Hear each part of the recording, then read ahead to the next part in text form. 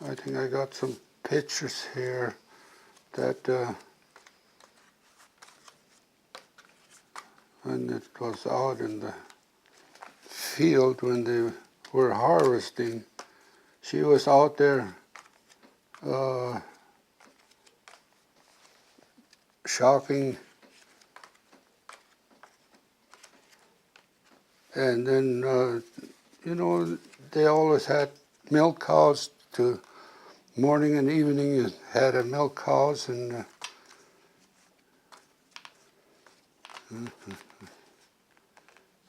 can't find it now. Oh yeah. Here's my mother out in the field, help the shocking, and that was around the beginning of 40s. At that time,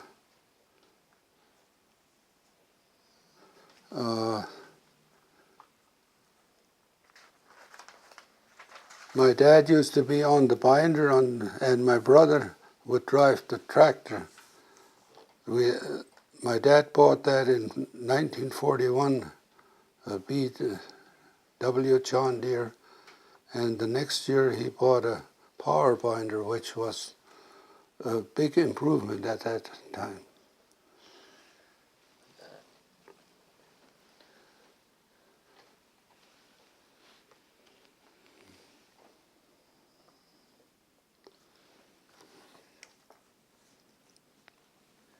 When and where was your mother born? Well, she was born in the United States in 1898. And my dad was born in 1894. Okay. But Dad was born over in South Russia. How did your mom express emotions such as fear and love or anger? Well, I don't know what to say. I can remember my dad when we went to school. He'd say, "I don't want to hear anything, you know, that something bad going on." And we knew. I never got a licking from my dad, but from Mom, every once in a while I'd get a little spanking, you know, because he'd get into mischief, and she'd be around more, you know, than Dad. So, Okay. Could you describe your relationship with your mother? well, she was a very lovable mother to me. How about your relationship with your father? Well, yeah, I always respected him. What he said, you know, it meant something to me, you know.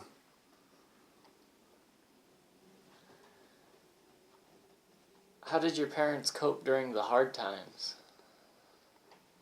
Well, there too, we used to live in an area where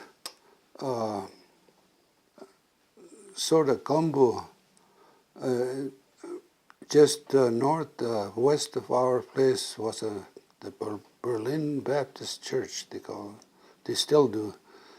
And I can remember we used to put on the kerosene lamp some days. That's how dark it got. And also I can remember that over there in that Baptist church, their tombstones were practically all covered over. And they had a horse barn there with a shed on. You could just walk up, like blowing snow, you know, but dust, you know. And later on, they had to dig out all those tombstones, you know. But I can also remember grasshoppers, being so bad. If you look up towards the sun, you could just kind of hazy like, and they'd even chew on fence posts. Did your family have to do anything to try to keep the dust out of the house? Well, yeah, they, at that time, see, our house was fairly new yet, so it wasn't that bad, but otherwise, like tumbleweeds, thistles, against the fences, it would cover some of the fences, and a lot of times I wonder how they even survived, but, they had a few chickens, had a few cattle, and milk and eggs, and that's what kind of kept them going. And then later on, at the beginning of 40, well, say from 37 on, it started getting better. And from the 40 on, well, then things were really starting to get a little more mechanized. But at that time, when this Dust Bowl days, that was all horses yet, And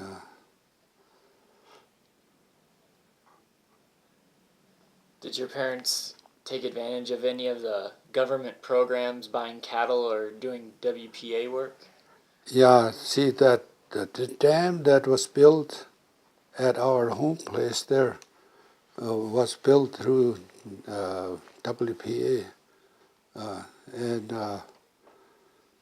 I can remember. Well, one person got killed there at that dam that time, and but I can even remember my dad moved down Greenray to the site there, so they could, go in to have their lunch and stuff like that.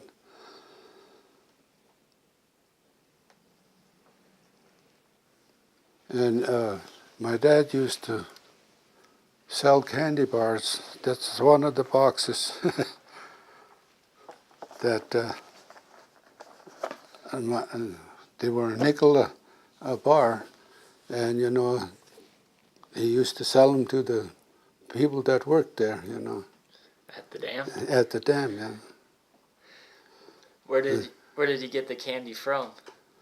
Well, through the store up at Fredonia, I guess. Yeah, I can remember he bought a couple of boxes, to sell there, And I suppose he made probably a penny or so off of one of them, or maybe, I don't know, maybe per box or whatever.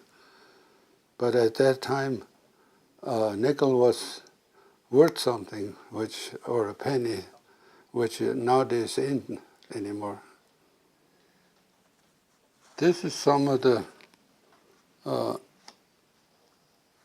when my dad used to live in that Fredonia area, when they were doing harvesting. And what machinery is this? This is a header and a header box, and then this is an Rumley oil pull tractor, I guess.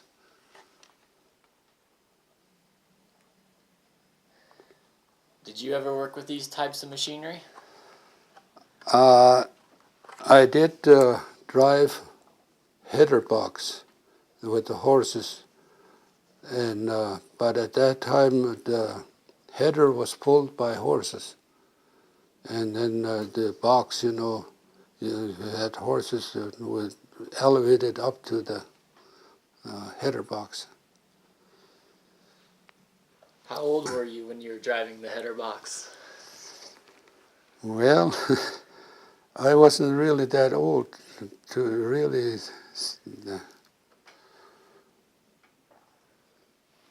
I couldn't say the year when that was. Now this is another one that was taken in that Fredonia area where they were harvesting with horses.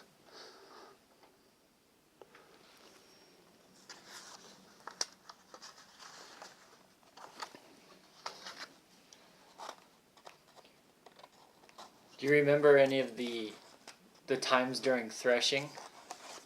Oh yeah, I used to haul bundled, and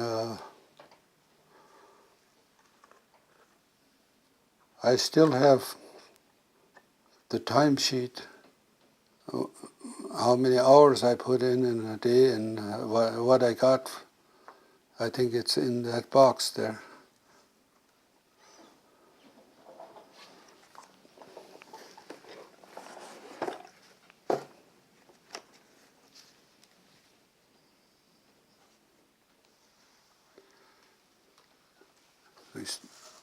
We started out thrashing in 1943, and this is the hours that I put in hauling bundle.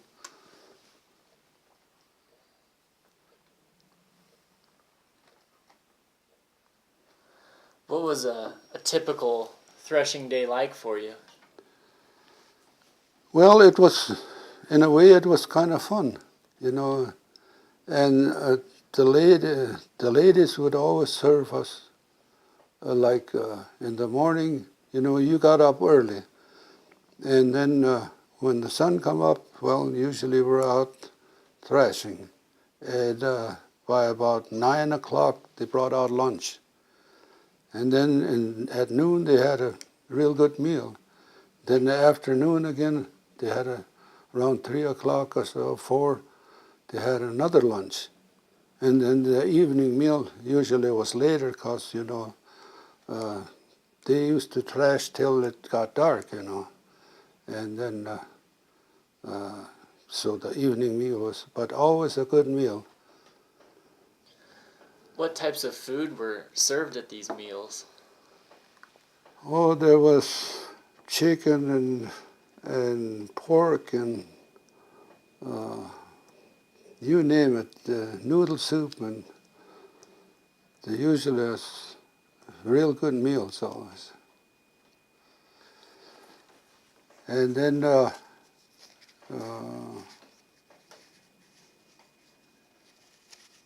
first crop that I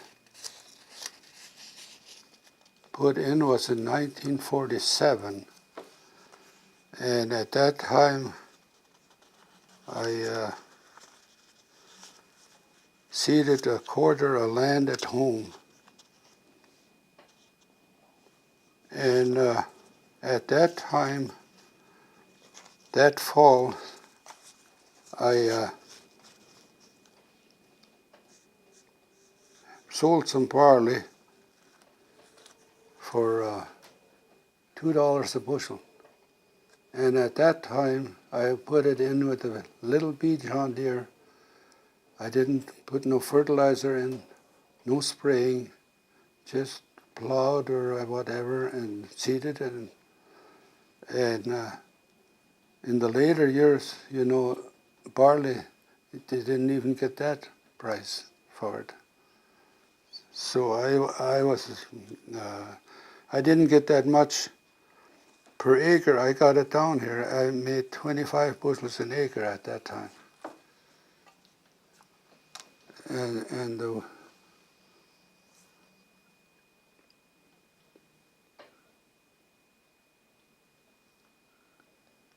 the flax was 7.5 bushels, and the wheat made, what have I got there, 10? 10 3/4. And oats made 37. But you really didn't have to expense, like gas, I would say, was, you could buy 5 gallons for $1. So, Where would you take the crops after you harvest them? Where would you sell them? well, at that time, most of my crop was sold in Fredonia. And how how were the crops transported to Fredonia? Well, by we had a Model T truck, and then my uncle had a Chevy truck, but they could only haul maybe 50, 60 bushels on there. But that's the way it was hauled. And like in the earlier days, I can remember my dad, he'd haul a lot of grain with a double box, with horses up to Fredonia. During harvesting, who all helped with the harvesting? Well, usually the neighbors kind of got together. Like my dad and my two uncles had a thrashing rig together, and then they would thrash for some of the neighbors. Well, then the neighbors helped along with, if it was heathered, you had stacks, and if it was binded, then you hauled bundles, So, and a lot of times if you had to do a stack, if the wind wasn't right, you had to pitch it against the wind, and you'd get all the dust to go over you. That's what they say, the good old days.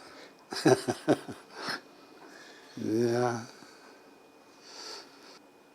See, now this is a record of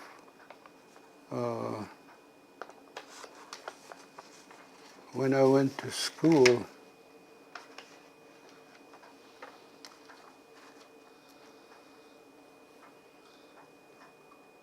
And which school is this for?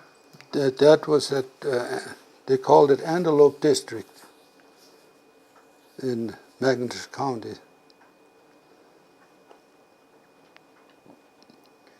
And what grades were these?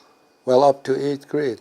And they only had one teacher there, and sometimes, there was quite a few pupils. Now, where did I have that school picture?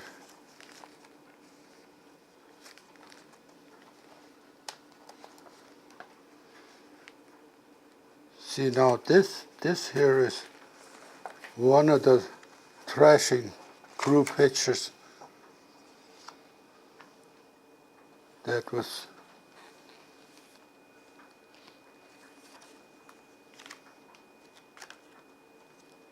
Are you in this picture?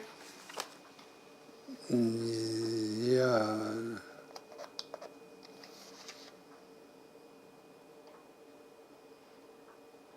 This is me. This one.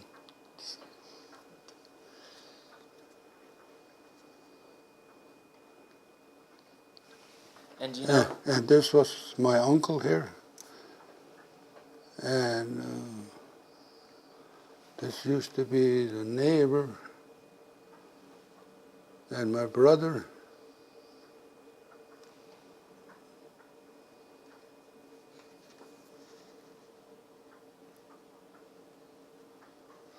And this is my cousin.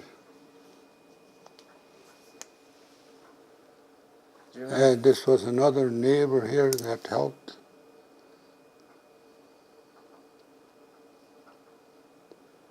See, they used to always have like 6 teams. And then, there's 6 guys here, and then the ones that run the machines. And so. Did anyone ever have any problems keeping up with their end of the work? Well, on the average, pretty good, but sometimes you got somebody like an outsider, and they couldn't handle it that good. So sometimes they'd come in with maybe a 3/4 load, and that made it tough for the next guy that was behind them. They couldn't quite keep up that way. Did you ever kid around with them or joke with them about how they couldn't keep up? Well, yeah, once in a while you'd kind of let them know. While you were out in the field, did you mainly speak German or English? On the average, mostly German, yeah. because at that time, you know, we were brought up. When I started school, I couldn't speak a word of English, and that was kind of hard, you know. And them teachers were kind of tough too. You know, they if they caught you on the school ground or something like that, you had to stay after, you know. Speak German, you know. And what picture is this? This is my grade school picture, which I really don't know the year it was taken, but there used to be just one teacher, and at that time, I don't know, there was 2, 4, 6, about 10 pupils or 11. But a lot of these country schools, they had like sometimes up to like 18 and one teacher, you know, and they had all the grades from 1 to 8th grade. So they had their hands full, I guess. And then usually we had to carry in like the coal and a little wood, you know, to start the fire in the morning, you know, and the teacher was like the janitor, and she had to fire up the stove. And I can remember, like in cold winter days, we'd have to sit around a potbelly stove right close by, you know, so you know, to keep warm. And a lot of times, you know, your meal was froze till you got to school. And I had to walk cross country 1.5 miles. And during the winter, when the weather was bad, my dad would take us with a sled, you know, to school. But if the weather was fairly good or not too cold, we'd have to walk. And a lot of times, cross country, I had to go through 5 barbed wire fences, you know, and sometimes you tore your pants, and then you even got a scolding it. How many teachers did you have throughout your school period? Well, I think we had a teacher every year, a different one, on the average. Well, like there was a Neola Brown, a Robert Johnson, Lillian Vossler. At that time here and this, we had 2 of them. Either one of them quit, and then Melvin Hoff, and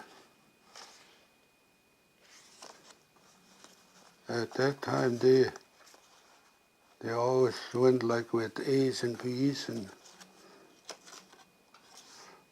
here they started out with numbers, I guess.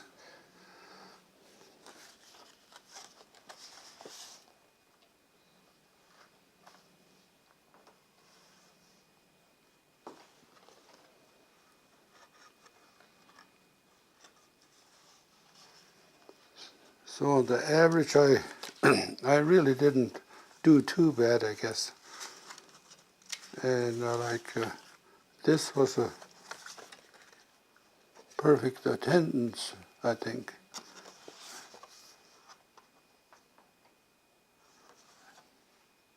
And this was also neither tardy or absent for the whole year.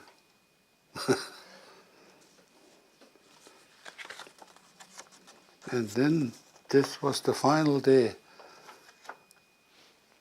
when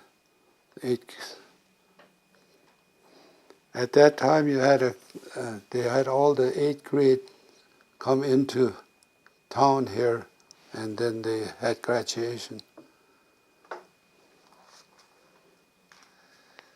Did you have a little party in town here then? Not really. At that time, there was not that much partying going on. You mentioned that your lunch was mainly frozen on the way to school. What did you usually take to school for lunch? Well, sometimes, like mother would have some leftover chicken or sausage and bread, you know. I can remember my mother used to make like a jelly from green tomatoes, and a lot of times she put it on the bread, you know, and that kind of soaked through it. I got so fed up with it. I didn't like that too much. What did you take your lunch to school in? Usually like in a gallon surpill, you know, with a lid on there. And that was your lunch bucket. What was your favorite subject in school?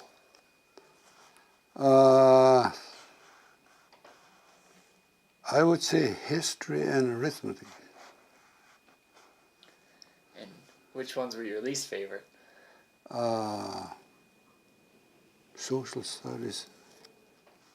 And I did like penmanship. We had a lot of penmanship at that time. Okay. You showed us your certificate for punctual and perfect attendance. What was the general attendance like in your school? Well, we had a family there that they didn't really care too much about school, you know. They'd come off and on, you know. And, but on the average, most of them kind of tried to attend it. But I know one family there that kind of slacked off. And then actually we didn't have, well, I think maybe 5 months of school or 6 at the most. That really didn't take that long, you know. And then when you got home, you had to work, you know.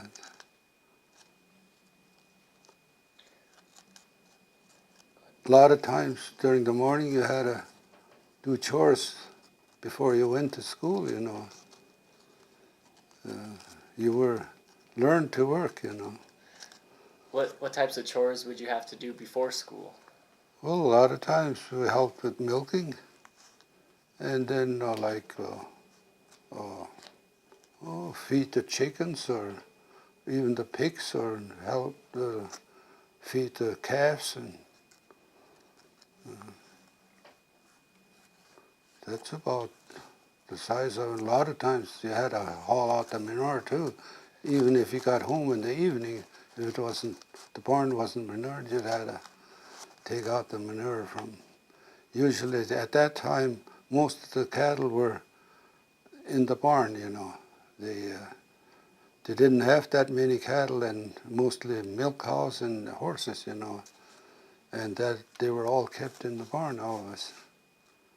I can remember in the winter time, you know, that a lot of times the tanks were froze, and then you chop out the cows would get out there, they'd kind of shake their legs, you know. They weren't used to the cold because they were always in the barn, and so. What was the nationality of most of the children you went to school with? Well, I would say mostly Germans. We had, well, they had a different dialect. They used to call them Kachuba. They had a different slang of speech, but they were German too. Kashibish. They must have come from a different area from the old country, you know. But there was 2 families that went to the school that I went. Okay. You mentioned that you'd get in trouble for speaking German at school. What were some of the punishments for that? Well, usually you had to kind of stay after school went out. That was pretty much, and then, when you got home late, a little bit. Then parents would ask you, what's wrong? Where were you so long?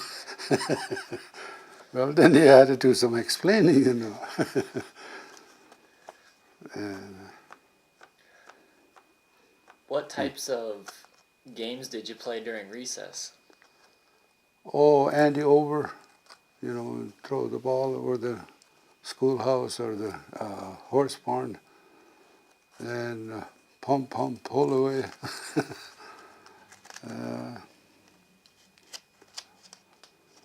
And then sometimes we played like baseball a little bit. And then a lot of times, we had a kind of a lake not too far from in the wintertime. We'd go down there to skate, and then a lot of times you didn't hear the bell on time. Come back, and the teacher didn't like that either. And what picture is this? Now, this was taken at our old house before the other one was built in '29. And this is my grandpa, Wessner, and this is myself. And then my sister and some of the cousins are on there, and even some friends. Did your cousins come to visit often? Yeah, we every once in a while we'd get together. Yeah, the ones from Wishick, my folks would visit them, and like they would come down, and then my aunt and uncles, they used to live only about 2 miles from our home place. We used to have one of the crank telephones, and we run that along the fence line. And a lot of times, during the winter, they'd call. We kind of were living up on the hills, and they were down in a flat area. They'd say their windmill isn't going, and we had a storm blowing like everything.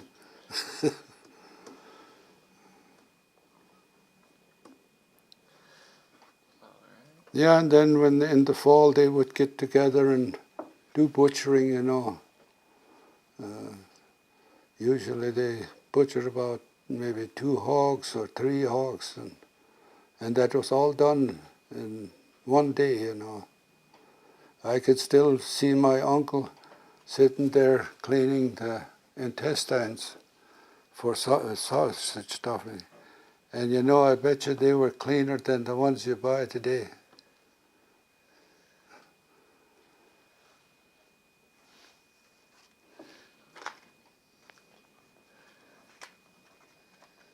And This was a picture taken in 1942. We had quite a snowstorm. And at that time, we didn't have thrash yet. We had bundles at that time. And I can remember my brother and myself went out and got some oats bundles from the field to feed to the cattle. And that all, went away, and they all got thrashed out, all the neighbors. But some of them got really thrashed very late that year. I can remember a neighbor about 3 miles west of our place, they thrashed him in December. And also, I know my folks and my uncles were done thrashing, and then the neighbor come, we got to do his thrashing, and it was cold already. And I can remember they used to put fire underneath the tractor because they had that heavy transmission in there, and to get it started in the morning. And as long as it was cold enough, it would work pretty good. But when it got warmer, then the sieve would plug up with snow and kind of ice, and it didn't work that good anymore.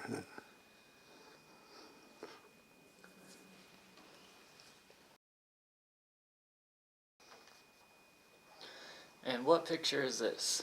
This was my first car that I owned. It was a Model A Ford Coupe. And I bought that from my uncle in Wishick for $125. And I guess nowadays it would be worth a lot of money if I'd still have it. And we used to drive to town with it and pick up the girlfriend, and sometimes we were four of them in the front seat, you know. There was no rumble seat. Some of them come out with a rumble seat on the back, but this was just a trunk in there. So. What types of places would you take your dates on? Well, like sometimes to the neighbors and then to town and to the show. At that time, I think the show ticket was only quarter or something like that. Yeah. And then we had a country store. We used to go there quite often, play cards, you know. What type of movies did you like to go to? Well, usually when the Three Stooges were on, that was pretty much, and that, I can remember they used to stand in line, you know, to get in to the show hall. But that was about the better ones that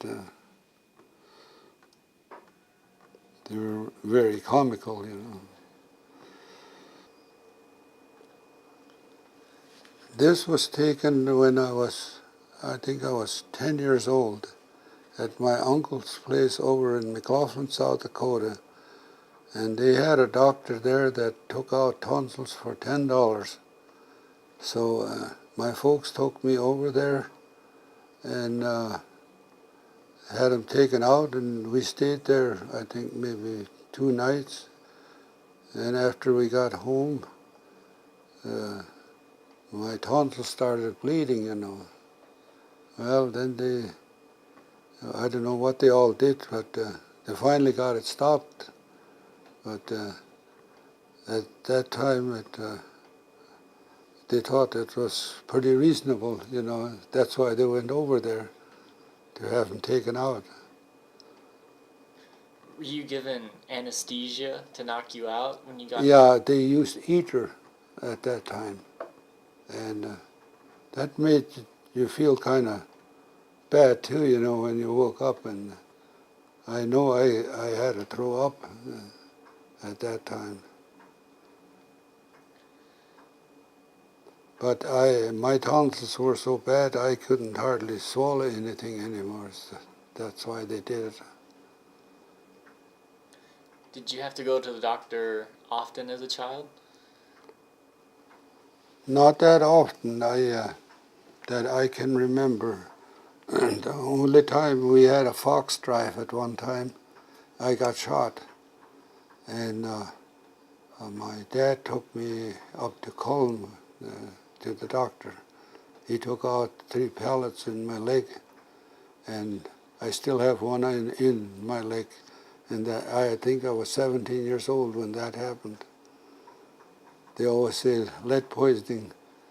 Well, at that time, that was a lead pellet, and I'm still around. So. Was Colm the nearest doctor's office for you? Yeah. Well, Ashley also had a doctor at that time, I guess, but well, Culm was about the same distance, I would say, but my folks used to go to that doctor if they had something, you know. They called him Doc Ferguson at that time. Did your parents have any home remedies that they used rather than taking you to the doctor? Oh yeah. like when they had a cold, like this Vicks vapor up was put in hot water and kind of towel over your head. You had to inhale that steam, and then they'd rub your chest with it, and then they had different other remedies too, that they didn't go to the doctor right away. I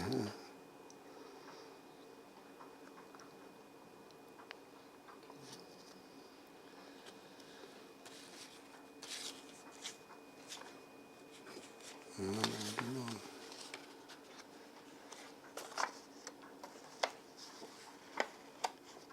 That's my birth certificate here, but I don't know. And where were you born? In McIntosh County, and at that time, I think it was Doc Merklein from Ashley here. He was the doctor in Ashley. And I think he come out to the farm there.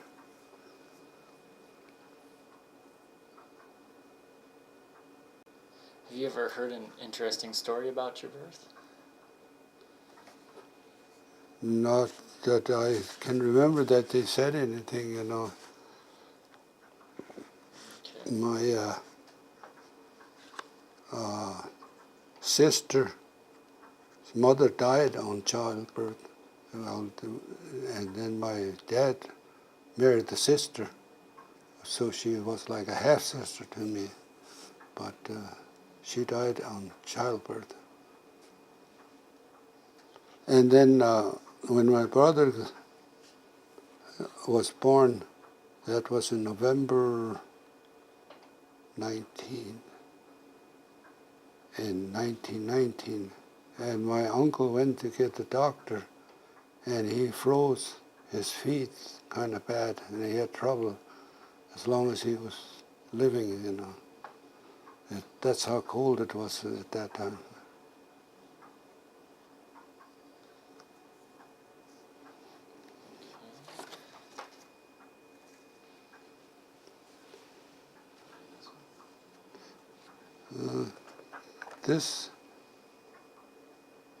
This was my courting days.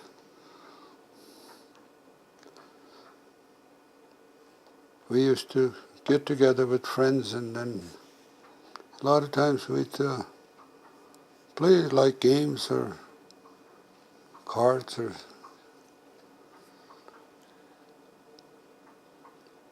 What type of card games did you play? Well, usually it was like whist or pitch. Were you allowed to go on dates without chaperones? Yeah. And at that time, no, there was no chaperone then. Yeah, you went on your own. There too, when I was courting, I had to open 5 gates to get to her place. And how did you meet her? Well, I met her, we got confirmed together. And later on, well, they moved a little closer to our area there, and I started courting her. So.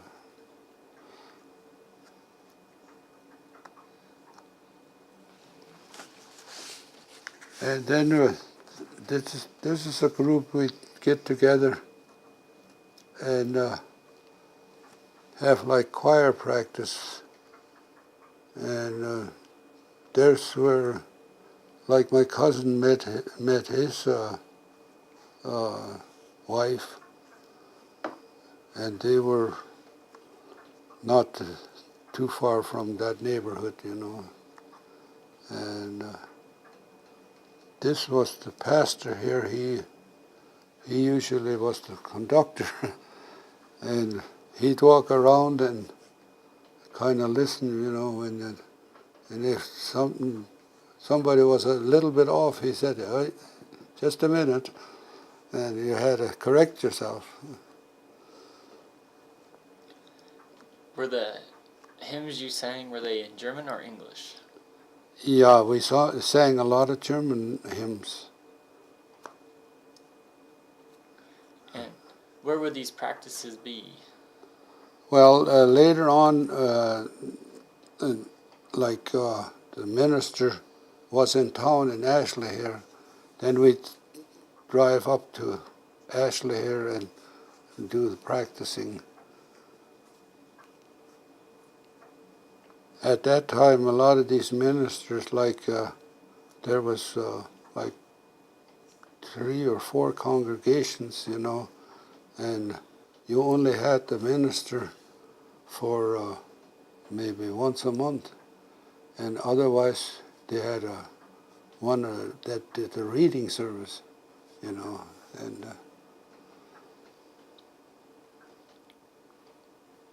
Do you remember any of the songs that you sang for choir?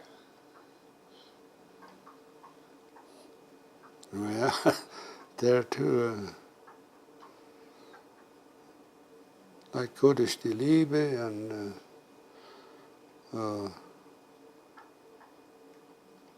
offhand I couldn't really think of any.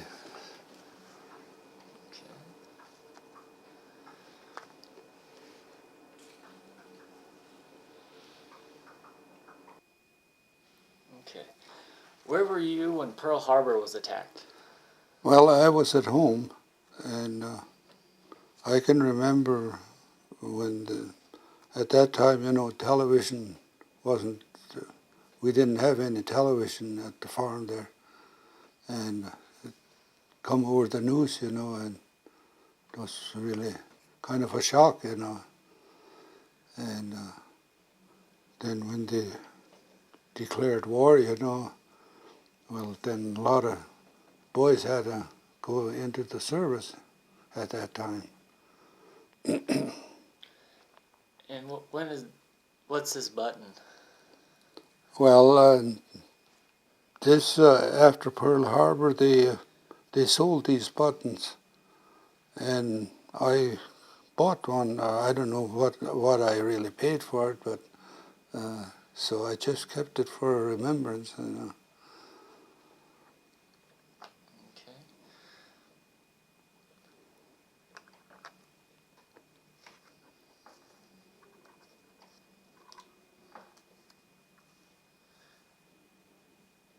And what are these? Well, at that time you had to have kind of like a certificate when you had a vehicle, and you had the ration, the gas. You only got so many stamps, and even like your tires were rationed. I can remember my Model A Ford had a bad tire. I'd put a strap around it so the bulge would stay in.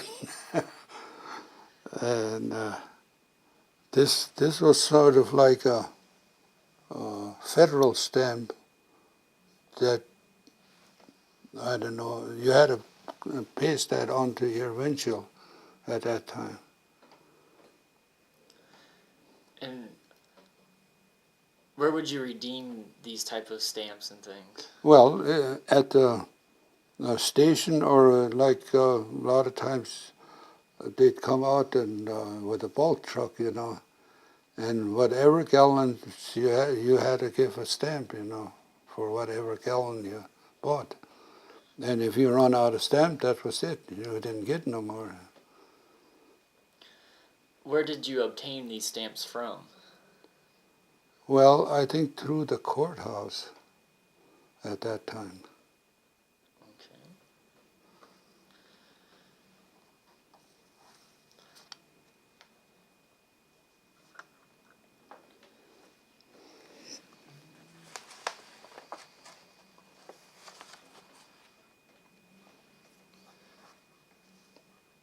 And who is this a picture of? This is myself, and I went into the service in 45 and got discharged in 46, and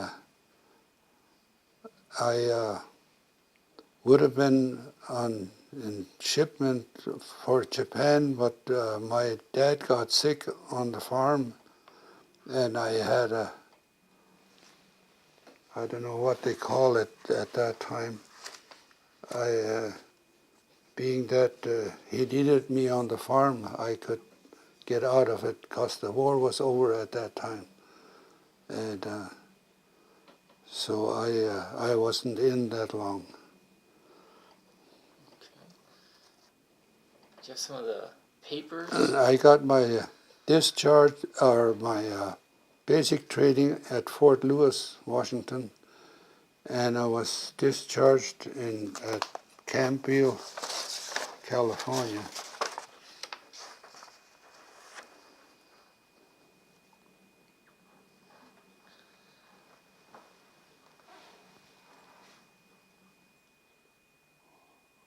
Well, that show on there.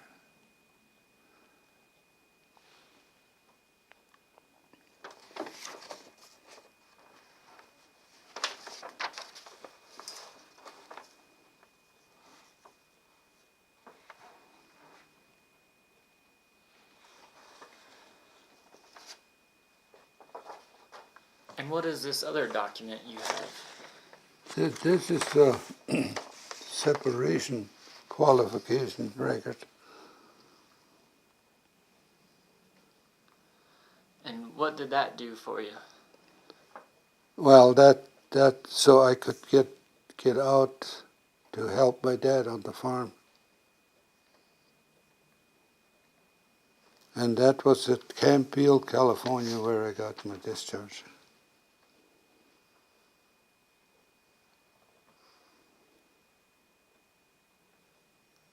Okay. And you have some other pictures of from when you're in the service? These are the barracks that were down in Campbell, California. What was life like in the barracks? Well, we really didn't do much there. We mostly laid around and waited to be transported to a different area again. But then that was after I got discharged from there then. But this picture here was taken at Fort Lewis when we had our basics up there. And who was that with you? His name was Eddie Nitschke. He was from this area here, and we were in the same company when we got our basics there.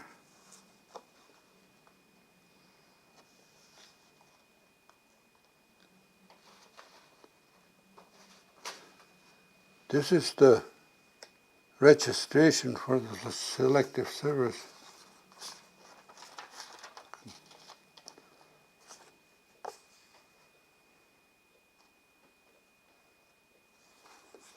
And when did you have to register for that? It says in 48. 48, yeah. December 7th. This is another one.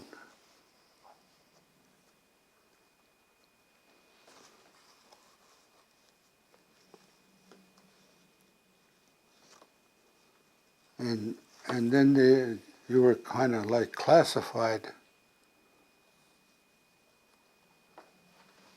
See, when you got classified, once you got into classified A, and then you were ready to go in there.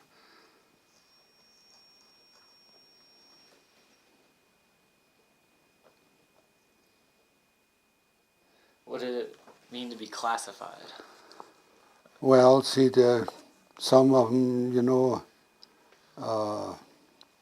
you went down to Fort Snelling for a physical, and sometimes you had like my brother, his hearing was bad on one ear, so see, then you got classified not to go in there, and see if everything showed out all right, you were classified as A, and then you were ready to be drafted.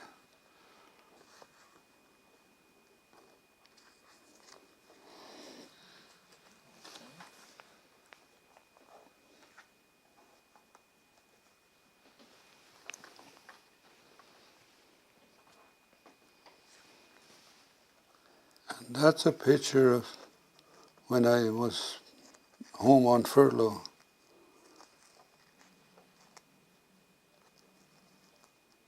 And how long did you get on furlough? Well, I think that was only maybe a week.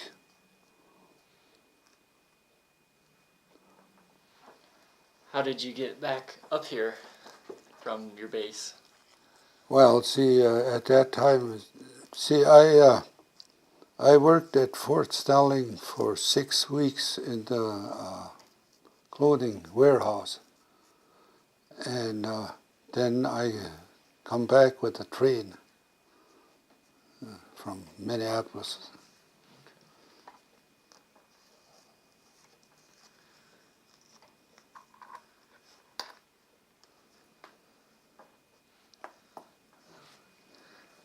And what are these?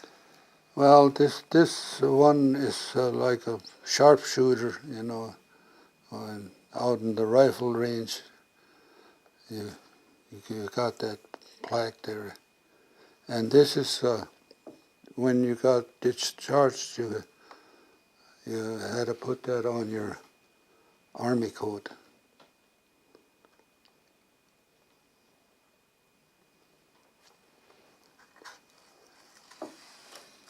And these are the dog tags that you wore all the time, just in case you got lost or shot. They knew who you were. Okay.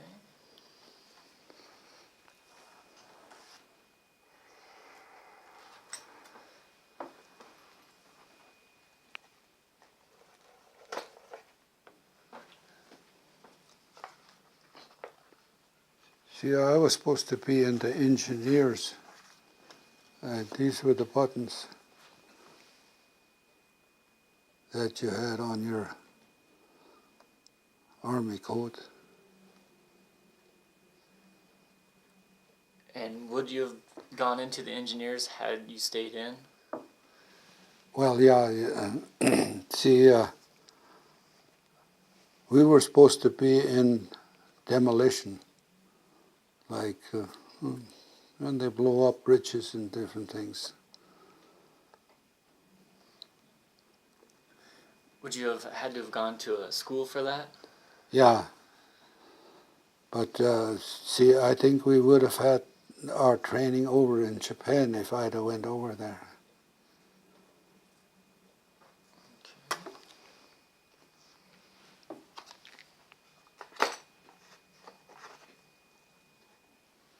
And these were patches on your coat.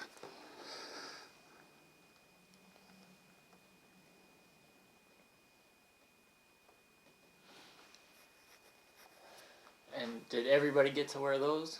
Or were those special Uh, patches?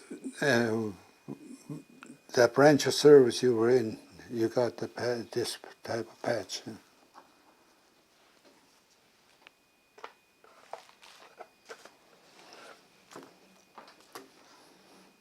Alright, let's go back to school a little bit. And looks like we got some Valentines here. What was Valentine's Day like in school for you? Well, that was always kind of fun, you know, to exchange different Valentines, you know, and then you exchange with the teacher, you know, and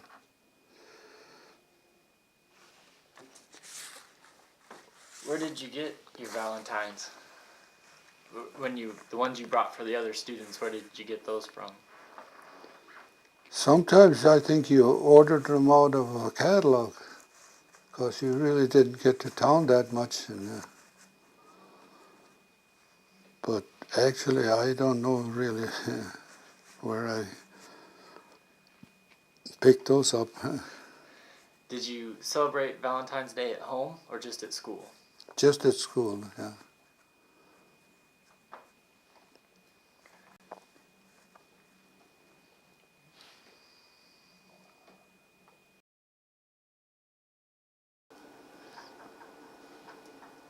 Here with Harold Schlenker today, taking a look at some of his wonderful pictures. Could you tell us what we're looking at here? This is my grandma and grandpa Schlenker, and their family. And my dad is this one here, and he was 4 years old when they come in from the old country. Who else is in the picture here, do you know? Well, see, my uncles and aunts. Okay. Do you remember any of their names? Well, like this is Ben Schlenker, Dan Schlenker, and my dad, Fred, and Chris, and Andrew, and Jake. Okay. And then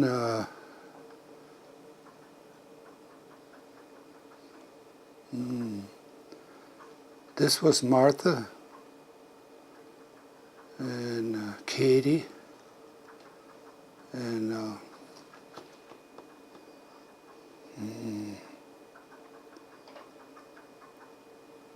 this is Marie.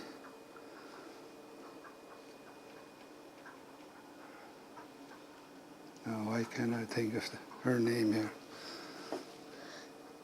Lydia. And what are your grandparents' names? Her name was Margaret, and Grandpa was Frederick. Could you tell me a little bit about your grandparents? My grandpa died in 1930 already.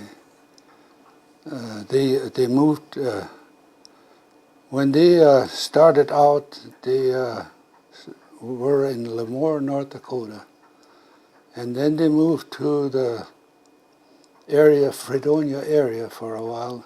Later on, they moved over to McLaughlin, South Dakota, and there's where my Schlenker grandparents are buried, in McLaughlin, South Dakota. And a lot of my aunts and some of the uncles were in that area too. And well, like one of my, or actually 3 of my uncles were in Wishick for a while. One of them was a Ford dealer at one time in Wishick, and then well, they worked for their brother in the garage there for a while, and then later on Ben went and had his own shop, and Jake was like a shop foreman down in Moorhead, Minnesota, for I think it was a Ford dealer there.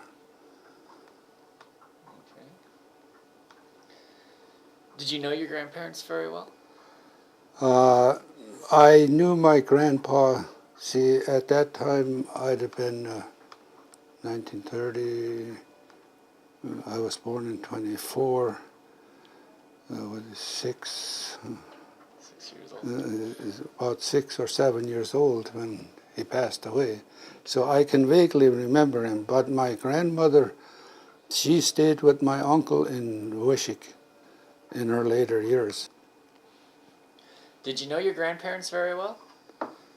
Well, as I said, I was about 6 years old when Grandpa passed away. I can remember my folks going to the funeral. We had to stay by my uncle's place. And but Grandma Schlenker, I got to know her pretty well, and she used to stay at my uncle's place in Wishick. Okay. What type of person was your grandmother? She was a very soft-hearted person. Okay. She was very good, you know. Did your grandparents come over from Russia? Yeah, see, my dad was 4 years old when they come over from, well, they call it South Russia, and but I don't know what really the area was. I know my Westerner grandmother used to say she she was 16 years old, and they come from the Black Sea area, which is see, they migrated over from Germany to this Russian. That's why they call us German Russian.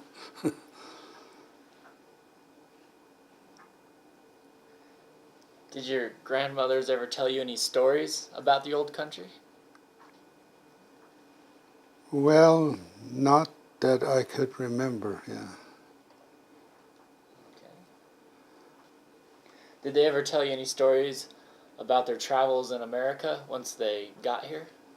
Well, yeah, they had tough times. You know, when they come over here, actually, a lot of them would have probably went back, but they didn't have the money to do it anymore. And so a lot of them, they had a really hard times, you know. They had to start out from scratch, you know, sod houses and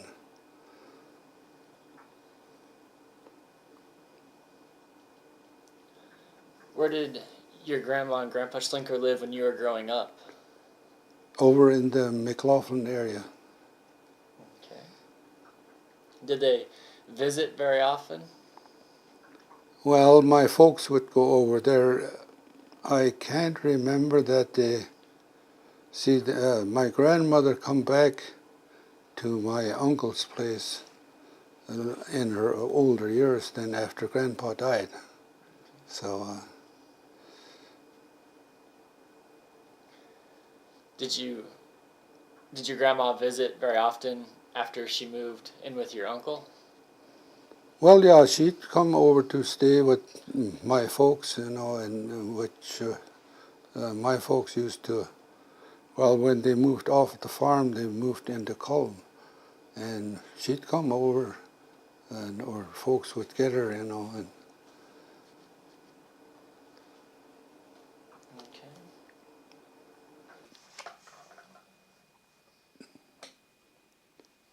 this is my grandpa Wesner and grandma Wesner. And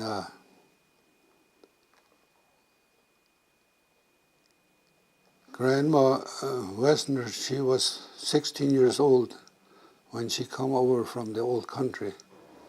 And they settled about 17 miles south of Fredonia, North Dakota. And they established this church at that time. They called it the Bitterstedt.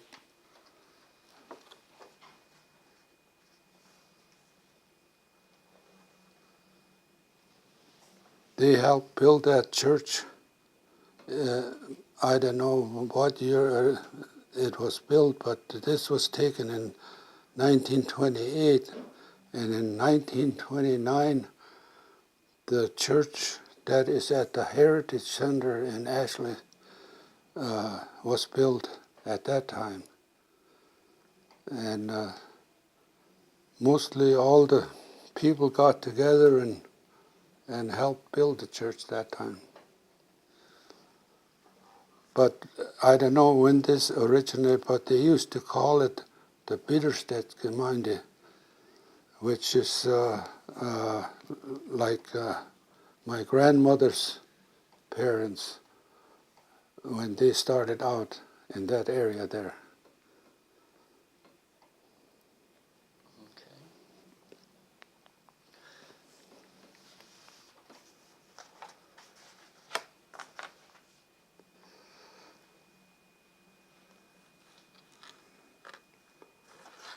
And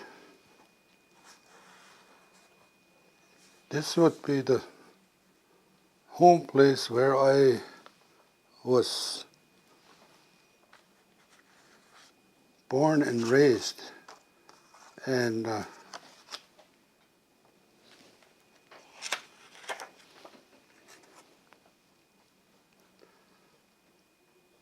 this was the old house before this house was built in 29.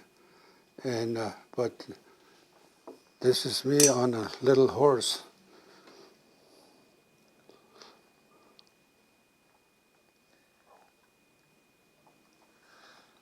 And when was the new house born or Uh, built? this was built in 1929.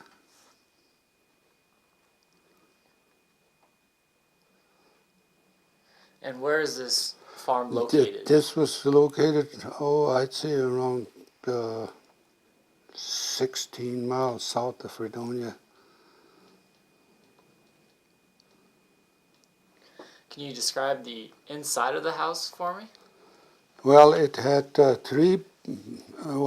we used to live in the basement, and then the second floor had a bedroom and like a dining area and a porch in front. And my mother used to have in that porch that was all flowers.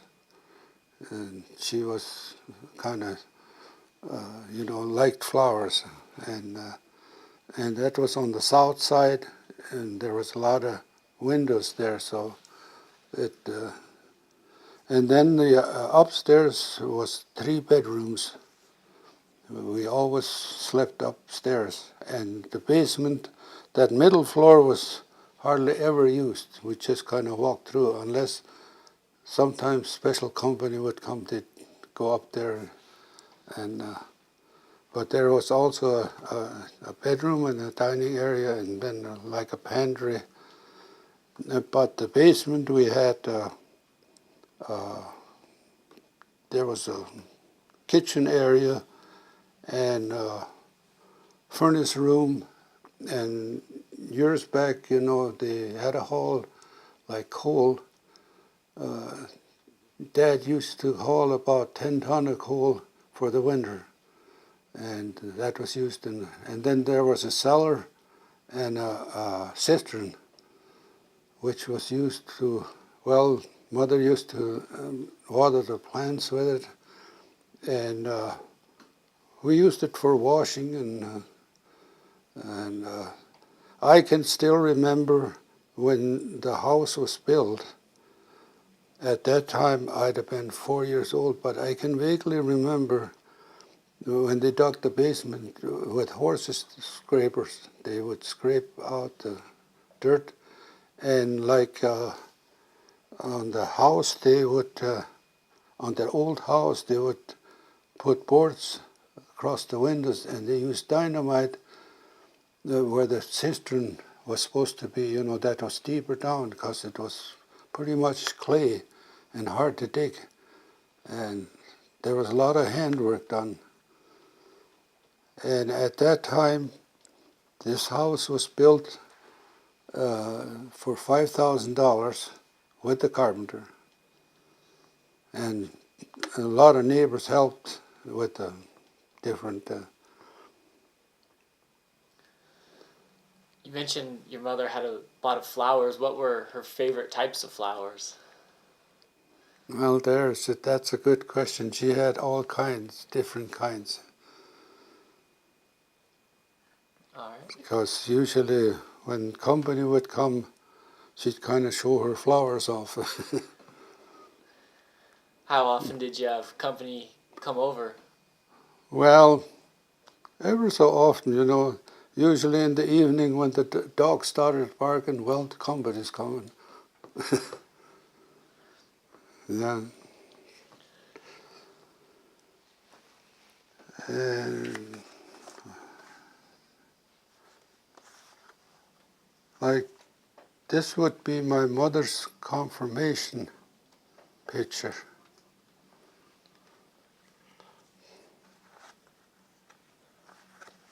And which one is your mother? the tall one. And here's, I think that was their 50th wedding anniversary picture.